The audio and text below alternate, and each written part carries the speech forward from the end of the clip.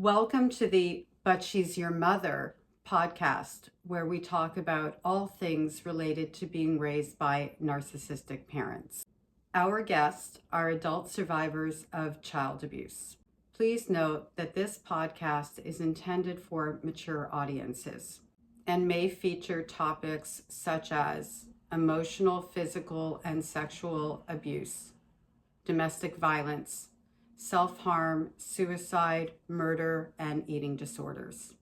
Opinions expressed by guests and survivors are their own. Some names may be changed or blocked out to protect minors, victims, and survivors. Thank you for listening to But She's Your Mother, the podcast. Entire time. She also ignored me when I walked down the aisle for my wedding. She ignored me my whole wedding. Never. And I walked down the aisle alone. I had no father. I walked myself. It was really, honestly, the saddest life. All she did was humiliate me, call me names, and paint a picture that I was an evil person. What can I tell you? When I hear you say, even my kids were like, why isn't grandma talking to you? This Yes. is one of the reasons that I am so focused on telling people that when they're going through these no contacts and everything, and sometimes, they're like, oh, but, I can't take the grandmother away. Children are learning what love looks like. And if they Yes. see these types of behaviors going on, where your own mother is treating you with such disdain and disrespect and unkindness and for lack of a better word, and all of these things, children learn that that's a part of what love is, and they grow up and start forming relationships, and what would be a red flag for somebody else is a green go for them, because Yes. it becomes normalized. So Yes. it's important. It's not just about the way that they treat us. It's about the role modeling that's also happening in front of your children's eyes, so that they don't learn that that is actually what love looks like, because it's not. I have to tell you one thing that I experienced when I was a youngster. I must have been around maybe 7 or 8 years old. And my grandmother, my mom's mother, who's a beautiful woman, she had gotten plastic surgery back in the day when like the tummy tuck like just came out. She had gotten a tummy tuck. She had gotten a rhinoplasty. I mean, she was already beautiful, but she was like a perfectionist. And she was a lounge singer back in the day. So she needed to look good to be on stage. And I'll never forget my mother, who was always cheating on her husbands. She was cheating on her husband at the time with a man that owned like a department store back in the day, like a famous department store. And he would allow us, the family, to go in there and get like a blouse at a discount, or sometimes he would give us something on sale for free or whatnot. So I remember that my grandmother had gone into the department store and he gave her a blouse for free because he was dating the daughter. So we went to go visit my grandmother. She just got out of surgery. She was literally bandaged up. I think it was like 2 days after her surgery. And she said, oh, by the way, so-and-so gave me a blouse from the store. She steamed up, got so jealous of her own mother. I'll never forget. She beat my grandmother up. She beat her up, punched her in the face, kicked her in the stomach. And I'm standing there with like a bag of potato chips and a Coke. And I'm watching this woman, my mother, beating my grandmother until she was begging for help. Luckily, my uncles, my mom's brothers, were pulling up, I guess, from work, and saw and heard what was going on in the house. And they came and they saved my grandmother. I honestly believe she would have killed her. She killed her. She wanted to kill her because she was jealous. She was jealous that my grandmother was beautiful, that she was successful. She was a singer. She was a seamstress. She had a great little business going on. My grandfather had passed away, left her a little bit of money, so she decided to fix herself up. It drove her nuts. And then I saw this same behavior when I became a youngster, as growing up, adolescent, and became pretty. And I decided to style my hair, and it drove her crazy. These narcissists cannot take anybody else excelling in life. They just want to beat everybody down. Everybody. Especially their own children, because they want to keep that ultimate control going. The control is just, it's candy for them. It's like, who is their next victim? They also like, I've noticed, they like to befriend people who are a little bit lower on the totem pole, maybe socially, intellectually. They like to be around people that look up to them. So my mom is she's an intellectual. She's extremely smart and she's very successful. I've noticed that her like even now, like I'm looking back at her younger years, her choice of friends were so beneath her. And I'm not saying that this in a bad way, but if you're an intellectual and you go around in circles where you go to Broadway shows and you go on very expensive trips and you do, why would you choose a friend who can't afford it or, hasn't read the latest, novel or whatever it is that the book club is, entertaining or whatever? She would always choose friends that were a peg or so lower. And now I know why. It's because she can control them. She could tell them what it is, what it's like, and they look up to her.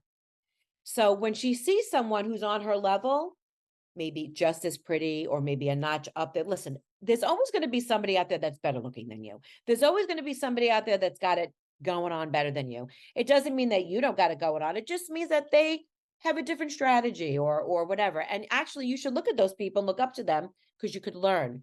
But a narcissist does not see it that way. A narcissist sees you as a threat. So apparently, I'm a threat. My grandmother was a threat. My mom's sister, who was stunning, gorgeous, looked like Raquel Welch, she's a threat. By the way, my mom's sister, she's only like 2 years younger than her, no contact for at least 15 years for the same reasons.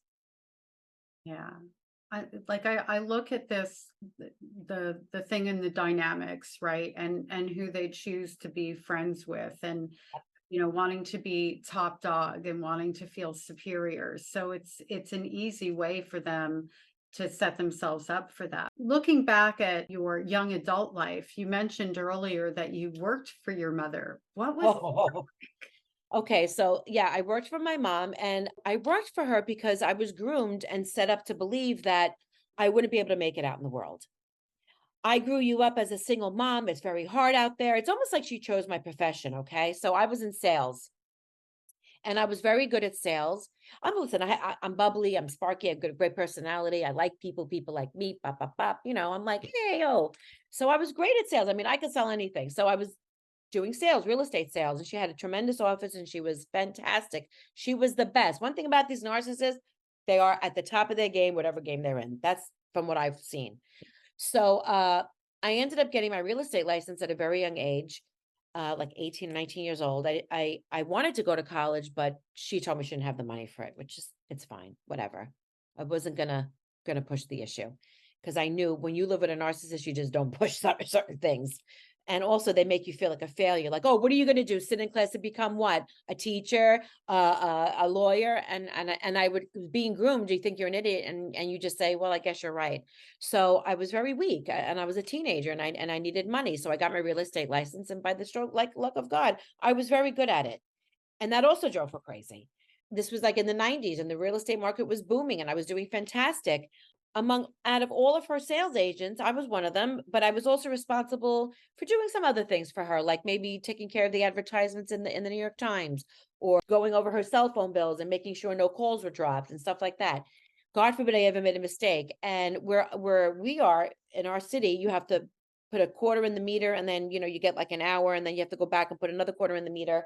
And you're allowed to leave your desk to go put a quarter in the meter. So I remember I came in, I think it was like 9:05. And in front of everybody, she said, you're 5 minutes late. And I thought she was kidding. I was like, don't worry about it. Dock my pay. She goes, I will dock your pay. You're 5 minutes late and I'm going to dock your pay.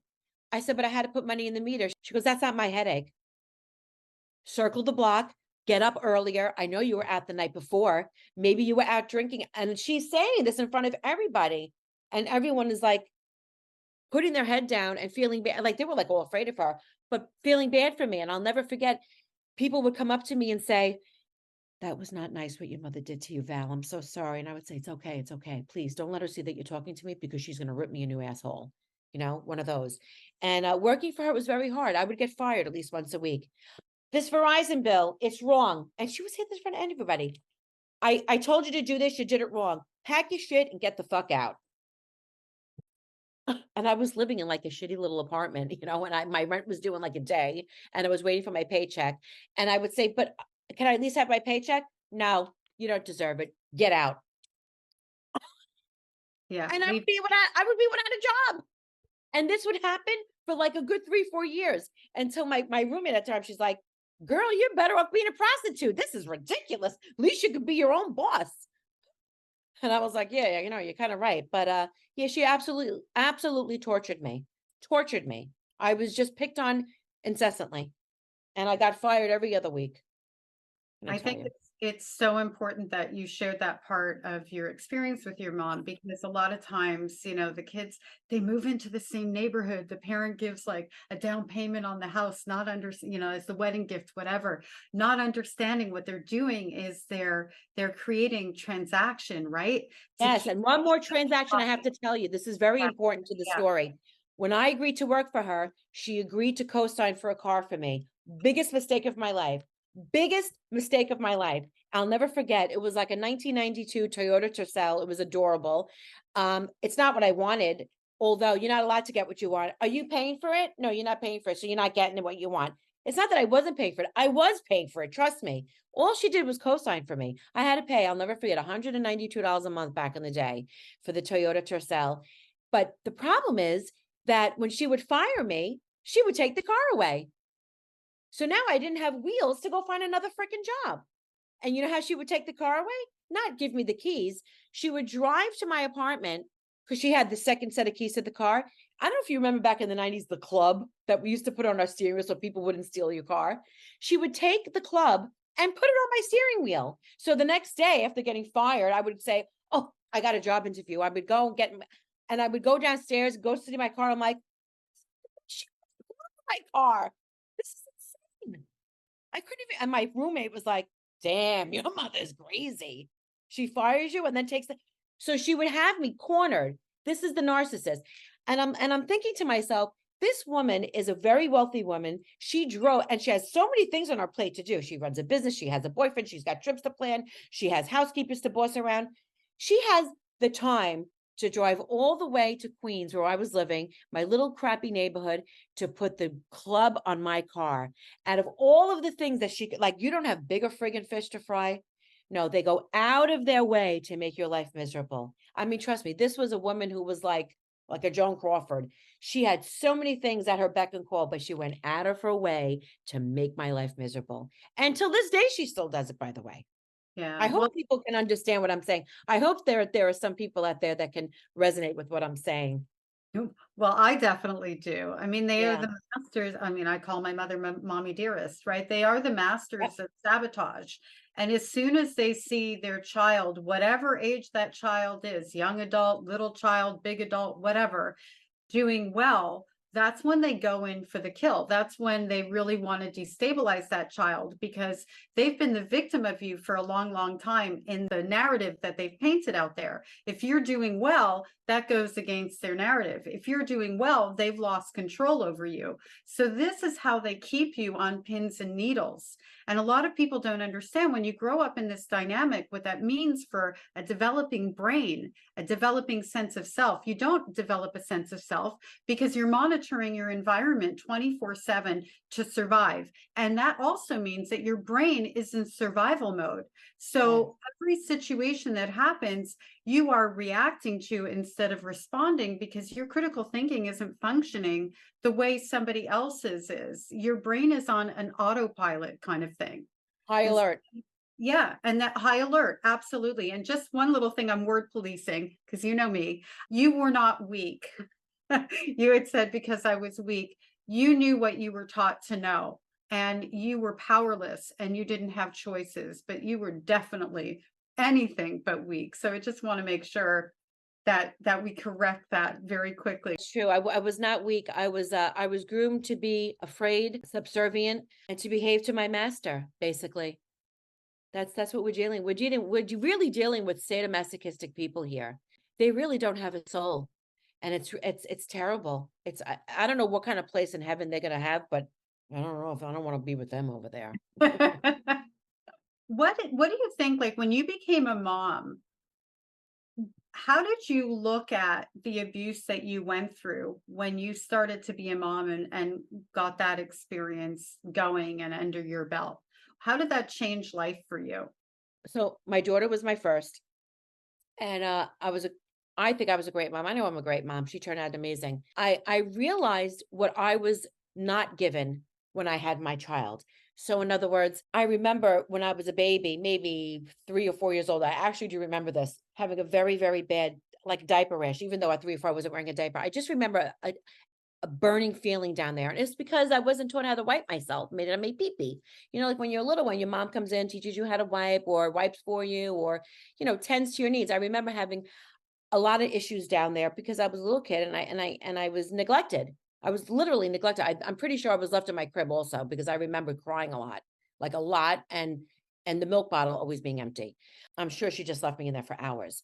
But I spent a lot of time with my grandparents because my mother was a single mother at the time because she threw my real father out of the house when I was like 1, and she was always out gallivanting or working. I don't know what she was doing, but I was always with my grandparents who were very, very good to me. So when I had my own child, I remember when my oldest was maybe 3 or 4 years old and she was potty trained, teaching her how to go to the bathroom, how to wipe herself. And I got triggered because I was never taught that. When her fingernails started to grow, I remember taking her to a manicurist and teaching her how to take care of herself. I remember when she bloomed to take her to get a brassiere. I remember when it was the coldest day of the year and the school bus was coming, and I remember not having a jacket, although my mother had a mink coat. I had nothing. I had like a flimsy corduroy, I don't know what it was, but it wasn't a jacket. And I remember my fingers being freezing and just being cold. I remember I bundled my kid up like a triangle. She had like a hat, a muff, a this, and that. And she's like, Mom, it's enough. I'm like, go to the bus. I remember that I was so goddamn neglected growing up. It was horrible. So becoming a mother was cathartic. It was like, this is great. And it woke me up to like, wow, I was really freaking abused. I was really freaking neglected. And I remember just, not having leotards when I would wear a skirt to school and my knees were like black and blue and scraped and freezing. Not having clean laundry, but her laundry was clean. Where was my laundry? Where was my hot cocoa and marshmallows when I came home from school? And I did all of those cutesy little mommy things for all of my children. They got the best treatment because I was mistreated. Yeah. Terribly, terribly neglected.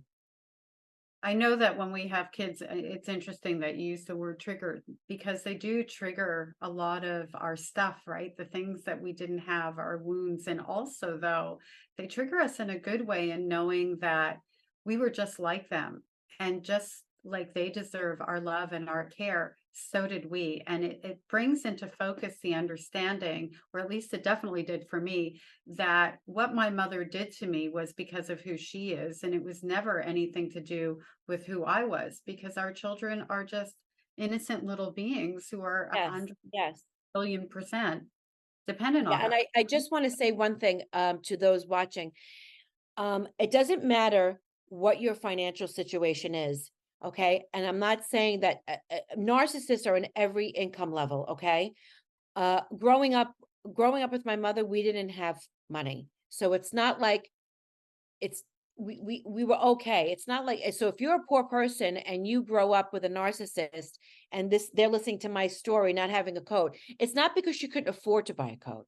It's because she didn't want to give me a coat. Okay. It's not because she couldn't afford to give me food. It's because she didn't want to give me food. Because I'm going to tell you what was in the refrigerator: lean cuisine and tab. There was no kid food there. What? Tomato juice and grapefruit juice? What am I going to do with that? Getting up in the morning and not having breakfast, going to school and not having lunch. It's not because she couldn't afford to give me $1 for lunch. She didn't want to give me the dollar. And I know that there are poor people out there that are saying, well, I couldn't afford to give my kid a coat or whatever, but you could have given them something. You could have gone to the thrift store or something. It's not like we were broke and she couldn't go to the thrift. She just didn't want to. These narcissists don't want to do it, whether they have the means or they just don't want to do it at all. They don't want to feed their children. They don't want to take care of them. And then when they do throw them a bone, like leasing me out a car, and of course I'm paying the payment. And then when a balagan, a big fight happens, you see, this is how she treats me. I lease her out a car and she goes and she quits. Quit. You fired me. This was the story of my life. This was always, she was the victim. She's always a victim. Even people that used to work for her or workmen that used to come and clean the windows at the office or a guy who used to fix the roof. She was always getting screwed by somebody. And I found that very hard to believe, where I would say to her, how come every time somebody comes to you, you get screwed over?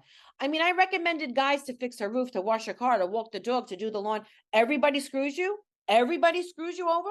Nobody did a good job. Nobody deserves a bonus. Nobody deserves to get paid on time. She would withhold earnings from people because she said, he screwed me over. Well, what did he do? He put this here and it broke that. Give me a break. I don't believe that. That's nonsense. So these narcissists, I don't know who trains them. I don't know how they become like this. I'm telling you, you got to do a deep dive on this. How do these narcissists become so evil? How? Well, I mean, they have studied it. Dr. Ramani is actually a really good Yeah, resource, and she's I'll put good. the links of Dr. Ramani on the ends of these videos as a resource. You know, Yes, it is abuse. This does not happen in a vacuum. Narcissists correct. are not born; they're created, right? So there are other factors at play, but the thing that gets to me about when we go, okay, but they're a narcissist, so they can't help it and stuff like that. If they couldn't behave well and nurture their likability, I could buy into that. But the fact of the matter is, these mommy dearests, I'll speak from my experience, the fact that she could show people what a good mother looked like in front of people, the way that she would treat me and dress me up and prance me about and all of these different things. And then the minute that we would get in the car, if it was just her and I, the crap would Whack. hit the fan. You know, the abuse would start, the language would start, the whole thing. It shows that she knew what a good mother looked like and chose not to be that same person behind closed doors, because who she really was a person who was just cruel, in need of control all the time, and didn't want me to know a moment of peace or joy. And that is a part of what's at their core. And for a child who grows up that way, also, who ends up with a lot of self-sabotaging behaviors, if you ever notice, there's a point in our lives, pre-therapy, I call it, where when things are going well, we do something to sabotage it. It's because we know something bad is going to happen, because it always did. And if we Yeah. sabotage it subconsciously, we're making sure that we're in control of what the bad thing is, even though we're completely out of control in creating our own chaos. So that kind of leads me into my next question for you. How do you think, or know, your the way that your mother treated, I hate the word raised you, she didn't raise you, Yeah. treated you throughout your life, what kind of struggles did you encounter because of that? What have you struggled with as a result? I struggled with self-love. I struggled with feeling worthy. And I'm talking about a broad scale of things, just feeling worthy. I struggled with my weight because I guess because there was really no real food around. So when there was, I would eat it all. I struggled with my appearance because my mother would constantly tell me I wasn't good enough, or you're fat, or those pants don't look good on you, or what are you trying to prove, or why are you wearing this? It doesn't look good on you, or there was always something going on that was awful. I struggled with relationships with friends and boys, because boys and girls, because when you're abused, you're insecure. You know, your insecurity is down in the dumps. And like, in other words, if I would see two people whispering, I would think they were talking about me, and I would get upset, and then I would say, "Did I do something wrong? Did I?" I became almost like a people pleaser. Not that I was never used by my friends for anything, because I wasn't that type of a people pleaser. Like, I always said yes or something, but I would always go along with it. Like, I never thought worthy of myself to say, you know what, I don't want to do that. Let's do this. If people were making plans and they were going to a rock concert and I didn't like rock music, I would be like, okay, I'll go, just to be part of the group. I always admired young girls my age at the time, in my teens and my 20s, who would look in the mirror and they would say, "Oh, I look so adorable in this. Oh my God." I would never do that. I mean, till this day, I don't even do that. My self-confidence is really, even though I know I'm attractive, and I keep myself in shape, it's almost like fake it till you make it. Like, yeah, I know I look good, but really deep down, I'm like, I really don't look that good. I really don't. I really feel fucking fat. Oh my God. I can't. Like, I'll go with smoking cigarettes and drinking coffee and doing most horrible things, because why? Like you just said, anything that's good for you, like, we have to like throw a monkey wrench in it to make ourselves miserable again, because we're so used and groomed to being abused. So, and I still do it to this day. I'm 53 years old. I still am on myself about my weight. I probably am just fine. I'm still on myself about my appearance. I'm probably just fine. The one thing I don't do is I don't mistreat my children. I don't take that and tell them, you're a little fat, or, you should shave, or, you smell. Like, I don't do that to my kids. I didn't carry any of that behavior over. I broke that behavior. It's done. The narcissistic abuse in this dynamic, in this family, is done. I was the last of the Mohegans. That's it. It's done. So yeah, that's to the answer to your question. Those are the things, not being secure or not feeling worthy. I wish I had the confidence of some Cinderellas that I see in my village, but it is what it is. I'll Well, I have to mean, keep coming to you, Marty, so I could learn. I mean, we're taught not to love ourselves. We're taught like there's something wrong with us. And even when things are going well, we're taught like, oh, but that's still not quite good enough. The carrot is always moving and we're conditioned to move it ourselves until we figure out. I always say to people, you went no contact with that person who fed you all of that stuff that you believe about yourself. Now, when you start to talk to yourself in that way, that's that voice, you need to tell it to F off that you're no contact for that reason. I know. You're so right. I keep forgetting to do that. And one more behavior that I have to tell you I don't know if it's going to resonate with anybody. I take things too personally. So if I make a pot of chicken soup and it doesn't take, it's a little bit spicy, and my husband says, "Ooh, it's spicy." I go, "What? You don't like it? I don't understand." And I take it personally. He goes, "Calm down, calm down. You don't take it personally." Like I think I take things too personally, and it's like a defense mechanism because I think someone's going to pick on me or I'm going to get hit. Like when my mother used to walk past me, I used to do this because she would always have like a hairbrush or a clog in her hand to whack me just walking by, like, "Sit straight, boom." Whoop. And when she used to walk by, I used to like do that. It's so horrible. Yeah. It's I'm terrible. I'm so sorry. There's no safety at any point in time, and you have no way to create safety. And No, also, when we take things really personally, imagine like when a kid spills some milk. We as I get parents, my ass kicked. our kids, it's like, oh, okay, let's clean that Okay. up together. It's no big deal. It's a Right. glass, spilled milk. It was an accident, whatever. But when we spilled milk, it's like, what, you piece of garbage. Look what Yeah. you did there. And it becomes a complete character attack. And so when we make a mistake or have an accident, we revert back to those feelings of, oh, I'm a piece of garbage because I spilled the milk. And Yeah. that's a part of the reason that those feelings come out. Some of the things that we learned that we have to unlearn and then replace with healthier ways of thinking. And it's not, as you know, it's not an overnight process.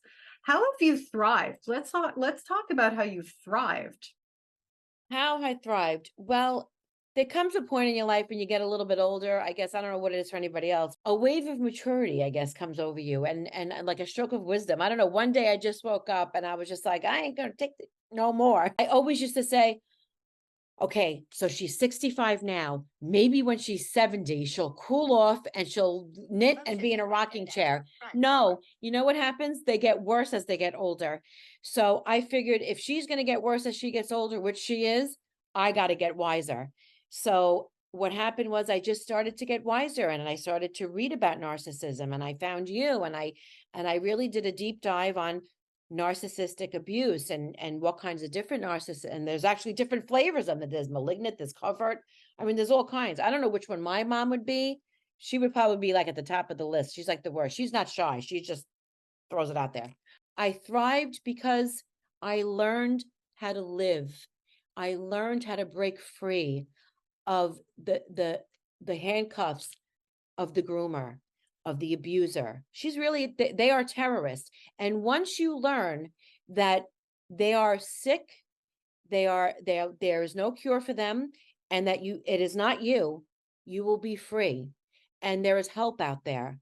And don't be ashamed to talk to people. Don't be scared to reach out to somebody, even if it's like somebody online. When I told my husband I found you on TikTok, he's like, "Oh my God, you found somebody on TikTok. How do you know you can trust them?" I said, "I think I could really trust this one. She's so much like me. It's like I feel like I'm looking at myself." There's help out there, but I think it was the fear. I got over the fear that I was going to get in trouble. Even up until my 40s, I'm like, "Oh my God, I'm going to get in trouble." My husband would go, "Get in trouble with who? What do you think, she's going to come here and punish you?" Like, I would be afraid, like, to do something. I'd be afraid to get punished. Even till this day, I'm 53 years old. I still think sometimes, oh, if I ever see her at Whole Foods, I'll die. I feel like I'm going to get in trouble. But then I'm like, snap out of it. There comes a time where you snap out of it, and that's how I bloomed. I snapped out of it, and I did investigation. I educated myself, and I'm not afraid. I'm not afraid anymore because they're just sick people, and you have to reprogram yourself to deal with these sick people. It's like you can't go to a mental hospital and play cards with a mental patient and think that you're going to have a conversation, talk to them. They're not normal. These people are not normal. We were brought up and groomed by sick people. And how we even are here to live to tell the story is a blessing. It is a blessing. Looking backwards, is there anything you would have done differently? With which knowledge? This knowledge or the old knowledge? It depends. That's a loaded Knowledge question. that you have now, the If knowledge I, that you okay, have so now, yeah. what would you have So done differently? And I'm talking about when you actually gained power, because in terms of, at least being 18 and being able to make your own decisions that you didn't know you had the power to be able. all of the decisions that I made when I was 18, 19, I mean, I was thrown out of my house when I graduated high school. I was living on a park bench, okay, at 17. I was doing things that were like other 17-year-olds were not doing. Well, other 17-year-olds were in college, going to sororities and this and that. I was living on a park bench working 3 jobs. So, if I was to do anything different, I guess, the only thing I would probably do different was change myself, because we can't really change them. We'll never change them, but you can change yourself, and you can change how you react to their abuse. So, but I didn't have that knowledge back then. But if I did have the knowledge that I have now back then, I don't know, I don't even know if I would be sitting here with you right now, married to the man that I'm married to, with the children that I have. I'm kind of like afraid to say that, because I'm not insinuating that I'm in the life that I am now because I'm a product of her and her abuse, although I could be. I do believe in God and destiny. My husband has been in my life since I'm 15, so I probably would have still been with my husband, God willing. But what I would have done differently was how I behaved. Like I would have done less self-inflicted harm. I would have taken care. I probably wouldn't have thrown myself out there and cried all and ran away and put myself in dangerous situations. And I probably would have remained calm dealing with the psychopath that I was dealing with in public, to make her look bad. I probably would have just changed myself and how I behaved. Other than that, I really skated by in life, really, with nothing. I was a broken down poor soul. I really was, until, I got on my feet and married and this and that. But that's probably what I would have done, if Yeah, it makes sense. it does make sense, because it also makes me think back, because I was also on the park bench. Like, we have so much crossover, right? Yeah, I'm telling you, And I'm my lucky park bench enough. was better than your park bench. Who knows? Well, My name is probably still in it. I carved my name in mine. It's probably still there. mine was in Miami, and it was so the weather was warmer. So I don't know. Oh, yeah. No, yours was much better. Mine was in Queens, like in Astoria Park, like on the water, was freezing. No, yours is much better. Like, I look back at that, and the thing that I would change, if there was any other than going no contact way earlier, I would have not run away at 13. I would have sucked it up for getting through high school and going to university. I would have absolutely stayed put and just dealt with because obviously I didn't understand the abuse that I was going to experience and all the other losses I would have. So it was going to be abuse either way, because Yes. being a vulnerable child. But at least if I had maintained staying in the house, I would have been able to go to school and graduated high school and had some of those things that other kids had at those ages that I didn't end up having. So it's interesting. Yeah, we can look back at that and go, yeah, this is what I would do differently. And I think sharing that is important, just to give somebody out there who's younger now, who's going through this experience now, they have a chance to do it different now, where we didn't, right? So I think it's a valuable thing to talk about and not live in regret of it. And I know that that's not something that either one of us are doing. We're not living in regret of something we had no control over. What would you like to say to all the sibling survivors out there? Leave them some wisdom. What is the thought that you would like to leave them, to give them the knowledge that life does get a whole lot better? Okay, so very important. Whoever your narcissistic abuser is or was, you need to look at them like this. They're sick. You're dealing with somebody who has no rationale, no logic. You're literally, think of them as really a psychopath that's on the loose from the mental facility, and they need to be put back in. You cannot look at them and deal with them logically as you would deal with a regular person who has a full functioning working brain. When you look at them as a handicap, you will have pity on them. And when you look at them as a sick individual and you pity them and you see how they're speaking to you and you see how they're talking down to you, and you could say to yourself, wow, this motherfucker, they really are sick. Then you can rise above and then you won't take what they have to tell you personally. You are dealing with a mentally handicapped human being who is not developed. These people are not normal. They're sick. So when you come to those people from that angle that you're dealing with a sick individual, you will have pity on them and then you'll be able to be stronger to know, oh, I'm dealing with a psychopath. You want to call me fat and ugly? You want to tell me you're going to cut my rent money off? You want to tell me you're going to beat me up and kill me? Okay, calm down. That's how you deal with them. Deal with them like that. And from there, you will gain your strength. It's very simple. You're dealing with a psycho, you're dealing with someone who's not normal, walk away and you'll be fine. And don't ever take it personally because, like I said, they're not normal. They're not, they're sick. It's very sad. It is very sad. And I They're think sick people. it's important for us to understand it's about who they are and that they're not going to change so that Never. we don't keep going back in or trying to find ways to be better for them. And we need to be better for ourselves. We need to build a loving and kind relationship with ourselves. And when we do that, then when other people come along that have those toxic traits that don't treat us well, we're less tolerant of that, because when we treat ourselves well, that raises the bar for how we continue to be in other relationships. I don't like Yeah. to say how we allow people to treat us, because that's not on us, it's on them. It's on us to walk away. Yeah, one more thing I just want to tell you so I can really send it home, okay? Think of it like this. We were brought up by empty souls. So we are a miracle. All of my sibling survivors out there, you are a miracle that you are here, breathing, living, working, mothering, fathering, whatever it is. We are stronger than anybody else out there because we were grown up by parents who are sick, mentally sick, and we're here to tell the story. Yes, we are. Thank you so much for being on, but she's your mother.